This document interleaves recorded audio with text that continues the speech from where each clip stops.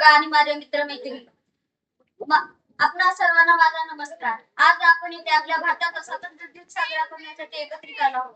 सर्वप्रथम आपल्या सर्वांना स्वातंत्र्य दिनाच्या हार्दिक शुभेच्छा. मित्रांनो, 15 ऑगस्ट 1947 हा आपल्या भारताच्या इतिहासातील अत्यंत महत्त्वाचा दिवस आहे. या दिवशी आपल्याला ब्रिटिशांच्या गुलामगिरीतून स्वातंत्र्य मिळाले. हे स्वातंत्र्य आपल्याला सहजासहजी मिळाले नाही. यासाठी आपल्या देशातील अत्यंत स्वातंत्र्य सैनिकांनी स्वतःचा देशासाठी मोठा त्याग केला. महात्मा गांधी, लोकमान्य टिळक, सुभाषचंद्र बोस, सरदार वल्लभभाई पटेल आणि अनेक स्वातंत्र्य सैनिकांनी देशासाठी मोठा संघर्ष केला. त्यांच्या त्यागामुळे आज आपण मोकळ्या भारतात स्वातंत्र्यपणे जगत आहोत. तिरंगा आपल्याला नेहमीच प्रेरणा देतो. भगवा रंग शौर्य आणि सत्याचे प्रतीक आहे.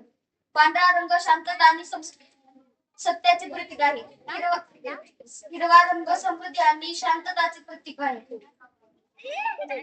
तिरंग्याचे मधोमध असणारे अशोक चक्र आपल्याला सतत पुढे जाण्याची प्रेरणा देतो. मित्रांनो, 15 ऑगस्ट म्हणजे फक्त तिरंगा फडकवणे किंवा